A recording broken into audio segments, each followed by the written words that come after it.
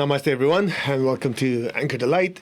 And as we have shared with you before, for the ones who cannot join us for the 7-day purification, the daily purification lecture and meditation plus healings, we want to make sure that you're still served. So here we are. We're dividing Anchor the Light into 3 sections, day 1, day 2, day 3. And the first one today is going to be on the Four Noble Truths and Eightfold Path number 1, which is right viewpoint. And then we have day 2, which would be 2, 3, 4, and 5, and then 6, 7, 8 on the third one. That way, by the time Wesak Festival comes along, you will have at least the foundation of it, so you can still benefit from the Wesak Festival. However, for some of you, after this, you still feel you want to be part of the 7-day purification, the registration is still open. And all the lectures, as well as the healings, once they're done, they're recorded anyway, so you can go back and study them. All right? And we'll close that registration on Friday. All right, so before we start, let's ask for blessings to the Divine Supreme One, Divine Father, Mother, to all the spiritual elders, holy masters, to all the saints of all traditions, archangels, holy angels, and spiritual helpers.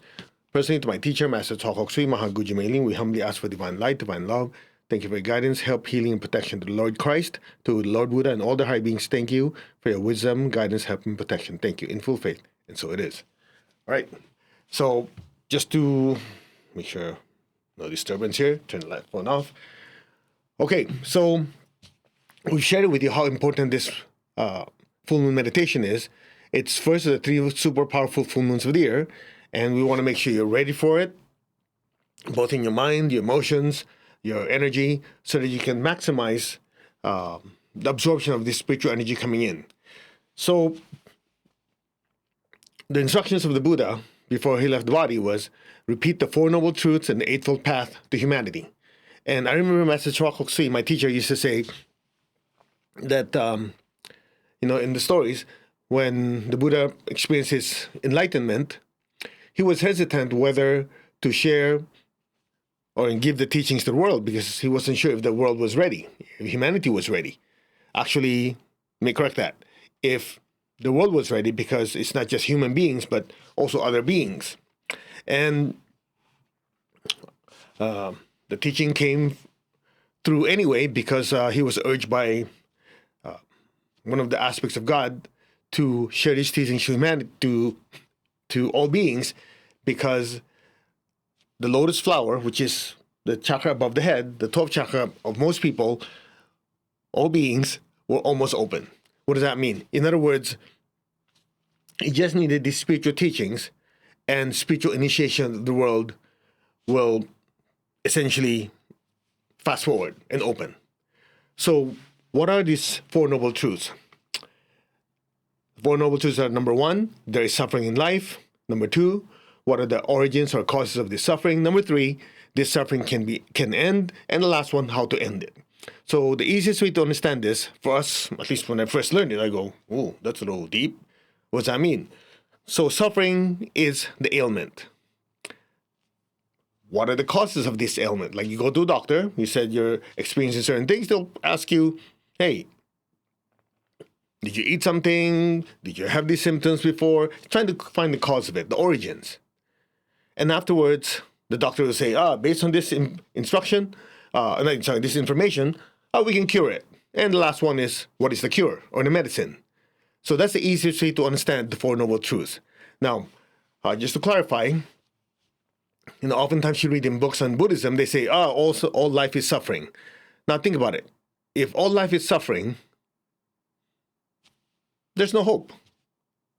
So I remember my teacher used to say, you see, it's a mistranslation, because if everything is suffering, there's no point in going to number 2, what's the cause of it?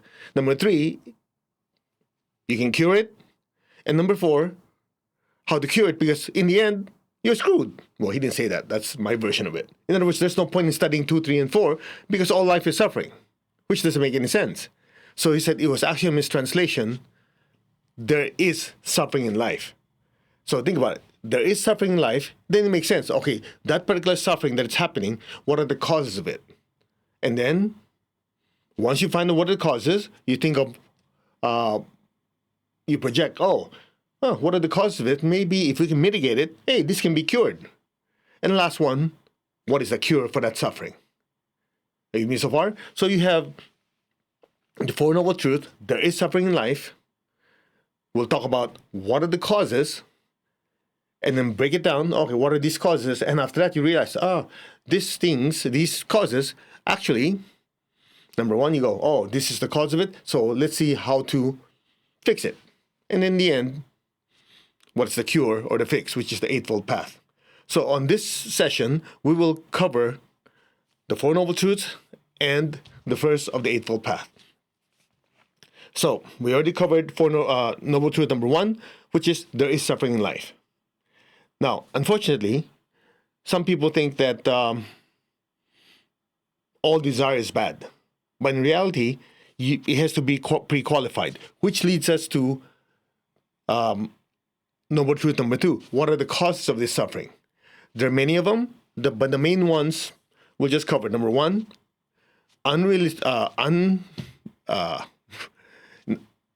unwholesome, excessive, uncontrolled desires or attachments.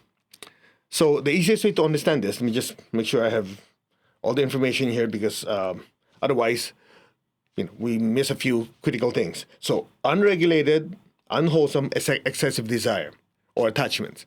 Now think about it. Some people say all desire is bad. Well, if I had the desire to serve God, is it bad?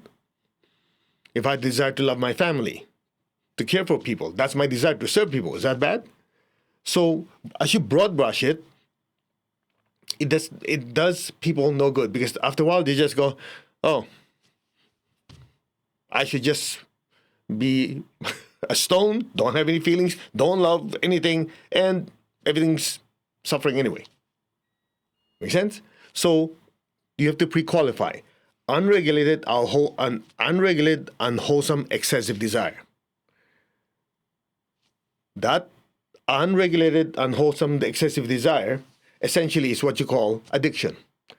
When we're attached to something and we can't let go, that becomes excessive and hurtful to us. Now, in the 7-day purification lecture, I go to more detail, but to simplify, it's something like this. Let's say I want a drink of water. So the desire to drink water, there's nothing wrong with it. So I enjoy it. After I'm done, I let go. So life is a series of attaching and detaching. I enjoy a movie. After that, I leave the movie. Oh, I can talk to my friends about it. Hey, there's a good movie. I enjoyed it. Maybe I'll talk to a few people the following day. But if I go watch that movie and that's all I think about it the whole night, the next day, that's all I think about, and everybody I talk to, that's all I talk for the next 3-4 years, that's a problem. Now you say, who in the right mind would do that? Okay, let me just break it down a little bit. So many years ago, there's this student of ours. She went to watch with us The Lord of the Rings. And after the movie, I remember she was telling my sister, she said, oh, I love that movie so much. I actually already saw that 10 times. 10 times. And message from my teachers, look at her and says, you forget? She goes, no, I didn't forget. It's just I love it so much. She didn't get it. What the teacher was saying is like, you are too attached, because it, instead of working, that's all she kept watching the same movie. So even though it's supposed to be wholesome, it's a nice movie, you get to relax, it has its benefits, it became unregulated and excessive. Then it became unwholesome. It's just like anything. Okay, you want to eat something, you want to eat pizza. Oh, you like it for whatever reason. But if you eat it all every day, or the ingredients are not good, it becomes unwholesome, it becomes excessive. So that is one of the causes of suffering. It's not attachment by itself, but the inability to detach. I enjoy my new car. Okay, it's not like I live in it now. And it's interesting how spiritual teachings come along. I remember many years ago, I bought a new car. Oh, I love that. I've been thinking about this car since I was a kid. So I got it. And I picked up my teacher from the airport. I drove him around, went to lunch, dinner, went to classes. And one day, in that same trip, he was watching me, and he got out of the car. He said, "Oh, you like your new car, huh?" "Yes, master." "Oh, that's good." And he gave me this look, and that's all he said. And he walked away. And for me, it's like, normally, people say, "Oh, you like this car, huh? Okay, that should be it. Good." But I know my teacher, there's always a lesson in it. So you like your car, huh? You like it, huh? "Yes, master." When it becomes quiet, that means you better contemplate. And I was contemplating. Then later I said, "Master, yeah, I like the car." And, well, it's been about 2 weeks now, and it's just a car. He smiled. In other words, he was teaching me, saying, okay, it's good you enjoy the car. But in the end, it's a car. You have to learn to attach and detach. He didn't say those words, but that's what he was teaching me. And why is this important? Because this allows you to enjoy life, at the same time, be able to let go. So when people say the cause of all suffering is attachment, that's actually a wrong statement. You could say the cause of most suffering is attachment, but the inability to let go and detach. Next cause of suffering. Origin. Unrealistic expectation that favorable situations will always be the same. I know somebody go, "Oh, that's so negative."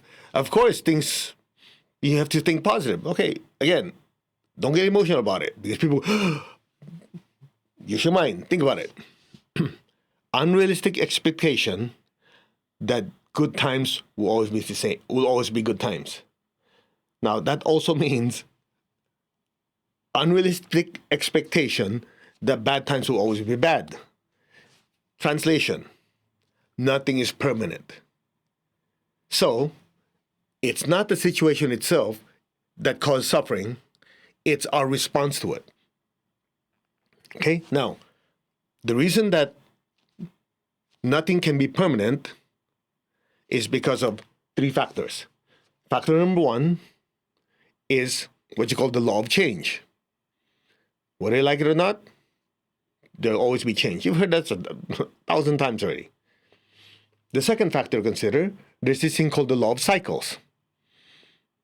Everything has a cycle. You have birth, death, you have financial cycles, you have the sun rises at a certain time, it's midday, and then sunset, it starts all over again. There's a cycle.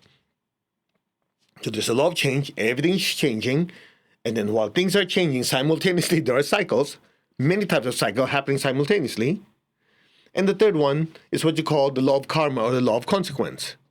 People, nations, beings are constantly creating new causes. And every time you create a cause, there will be an effect. So you put the 3 together, there's constant change, there's constant cycles, and people constantly putting new inputs. How in the world can anything be constant? Now, think about it. If nothing is permanent, now what? How do you use these teachings to actually improve your life? Or how do you use it to, let's just say, accelerate your spiritual development, improve your relationships, improve your finances? Because what's the point of having these teachings if you're screwed up anyway? Make sense? Here's the magic. You heard the saying, life is like a wheel. Okay? So the easiest way to do this is, watch this. You cannot control the law of change. There'll always be change. You cannot control life, law of cycles. You don't like it? It is what it is. Guess what? The third one, you have control over. We have the ability to decide what we initiate and what we don't initiate. Now, unfortunately, a lot of people think the law of karma is like, well, it is what it is. You're screwed. So it's either you have good luck or you don't. Actually, there's a big mistake. The easiest to understand is something like this. It's like gravity. So this flower is plastic. So if I let go of it, because of gravity, it will drop, right? Let go, it will drop. So if a person's destiny is going a certain way, right? So let's say a person is born to a great family, have good finances. So that is the pathway. Or, in the opposite manner, if you have somebody who's born in a poor family, finances is not good. So in essence, that's like the pathway where life's going to be. They might have a difficult life. The first one might have a good life. So that's the path. However, in both cases, good or bad, when you initiate a different cause, it changes the path. That's what you call the law of karma. You don't like how things are, it's going to fall. You initiate a new input to create a different output. You initiate a new cause to create a different effect. That's why you heard of stories of people, as I said earlier, born in great families, great finances, everything's going good for them. And they get into bad company, make bad choices, end up dying of a drug overdose or drug abuse. The opposite is also true. You have people who are born in very humble beginnings, but by sheer will and a good heart, from being broke to having nothing to be a billionaire.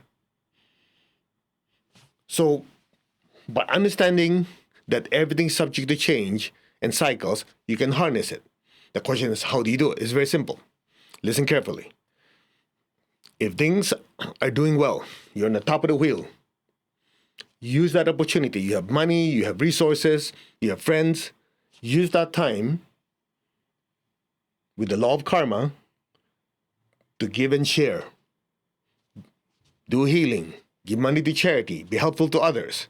So you are doing what? You're creating good seeds. You're planting good seeds. Now, as you know, there's a law of change and law of cycles. So you're not always going to be on top of the wheel. The wheel's going to turn. As it turns, when things are not so easy financially, things are not always that great, in the circumstances not that good, but you see, you planted good seeds.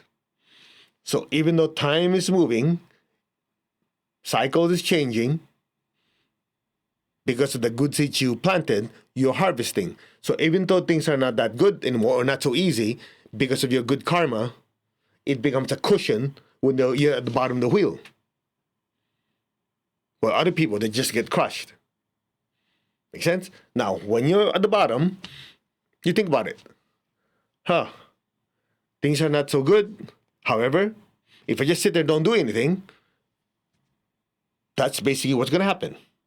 It's just going to stay that way, or at least extended time. You go, wait, why don't I initiate new changes? When things are not doing that great, not so easy, I'll spend the time to do more spiritual work. I'll give money to charity. I'll be of service to others. So because of that, the good karma you generate will make you come out of that bottom faster. So at some point, you'll be on top again. So you start here, and when things are doing great, you give, you share.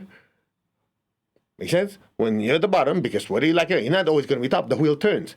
But when it's at the bottom, because of the good karma you generated and you continue to do so, you are able to get out of it faster. Then you're on top. And you repeat the same procedure. So you start here, you end up here in a few years. Make sense? And you are actually, watch this, you are riding the law of change and law of cycles. How? By how you plant the seeds. While other people, they go, oh, that's life. You go, yeah, but I'm going to have that work in my favor. But how? By strategically planting good seeds so that I always have a good harvest. So when things are great, things will get better. When things are not doing that great, I can make it better. You see, you cannot control the law of change or law of cycles, but you can control what you initiate, which is the cause of what we do everything. So you can change the cause to have a change in the effect. Make sense? So even though Good times will not always be good. Bad times will also not be bad.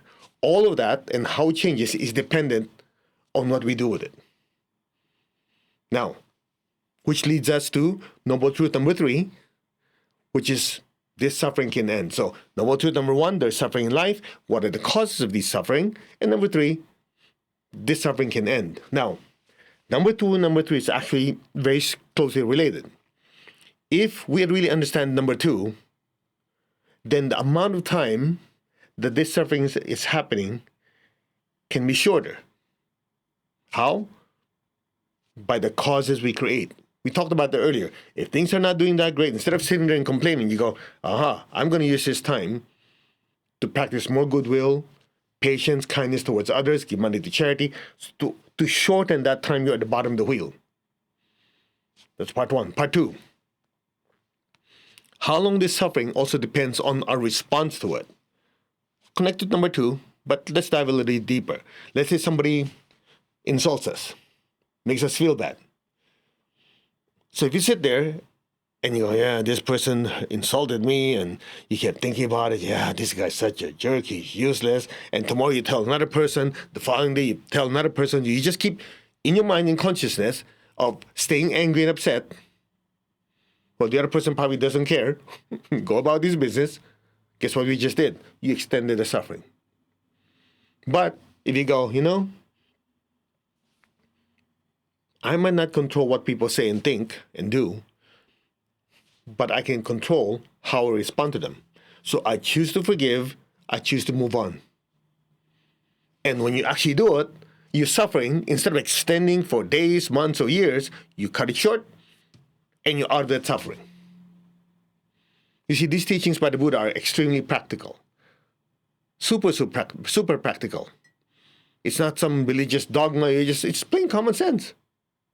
Somebody's angry with you, you stay pissed off, they're probably moved on, they could care less how you feel, and you're the one rotting. Like constantly hitting your head with a rock. Or you just say, okay, now it's painful, but I choose to be happy. You heard what I just said? I choose to be happy. So that's it. You got out of it. And from there, you choose the way you think about things, how you respond to people, how you talk to people, what goes in your self-dialogue. So you just pull yourself out of suffering. Make sense? So, a quick example of this is a friend of mine. He used to be always triggered. Easily triggered by people, by the news, by somebody not reacting to him properly. And at some point he just said, I want to be happy. I'm not going to allow this anger and this being easily triggered to affect my happiness. Because I realize because of this, it's affecting my family and everybody I talk to and interact with. So, guess what? By making that decision, it's a 180. He suddenly turned around and he's happy. He doesn't let things bother him anymore. So guess what? Even though he was suffering for a while, when he had that realization, it cut short. That's it. His life changed. So, noble truth number 1, there is suffering in life. Once you understand the causes, you can, number 3, do something about it to stop it. And number 4, Eightfold Path, how to systematically end it and change it is something better. Make sense? So, before we go to number 1, Eightfold Path number 1, which is right viewpoint, that's why the Lord Buddha is often, when he was being worshipped as God, he said, no, I'm not God. I am awake. When you say awake, let me just clarify that.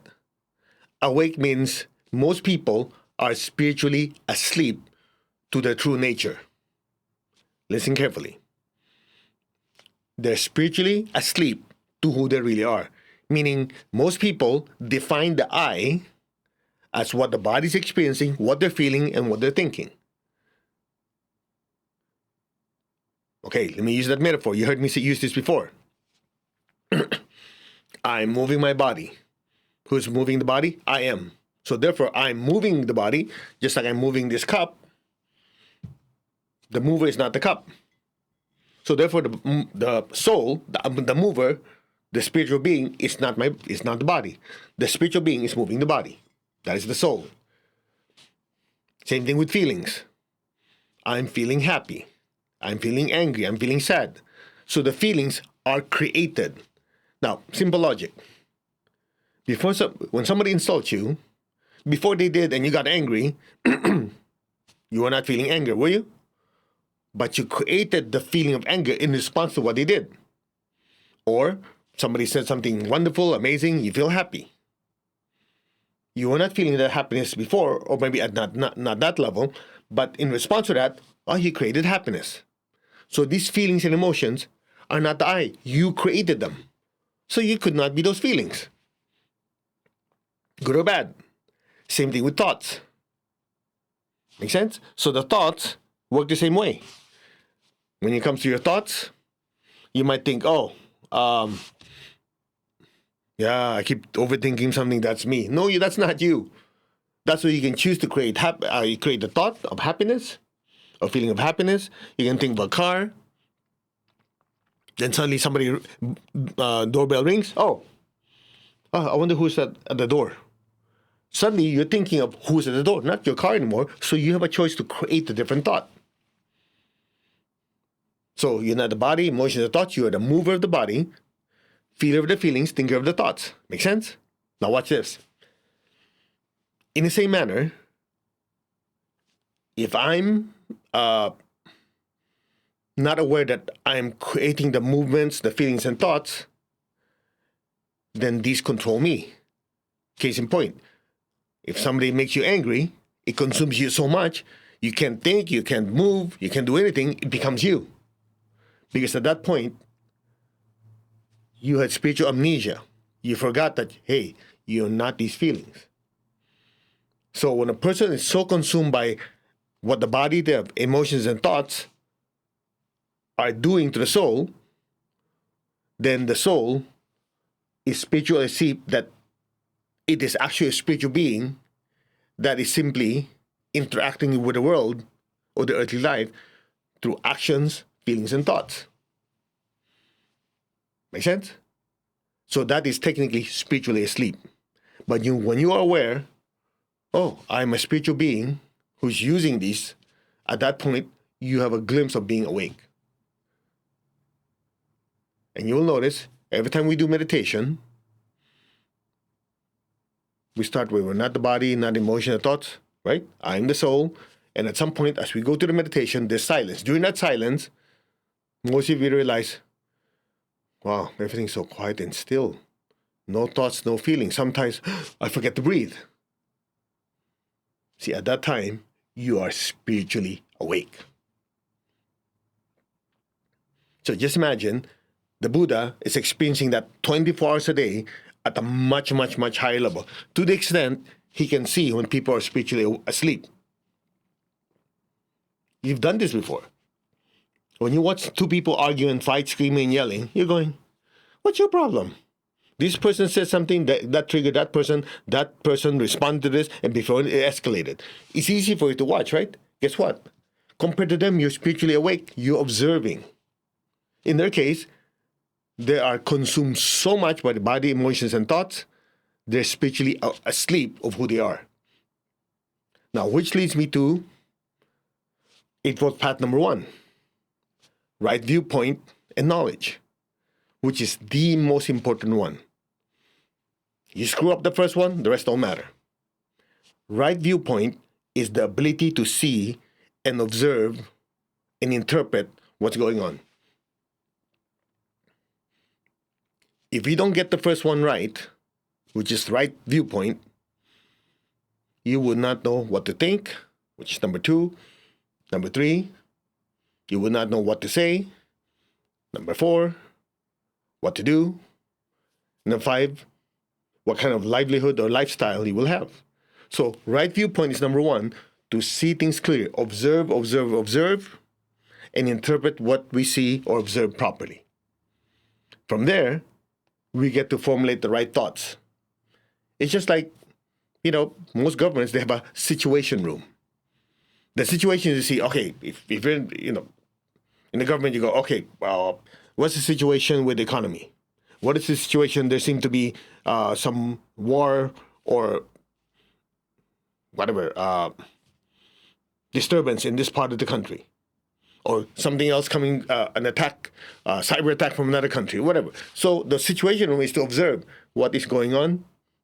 From what's going on, you interpret it. After you interpret it, then you go, let's think about this.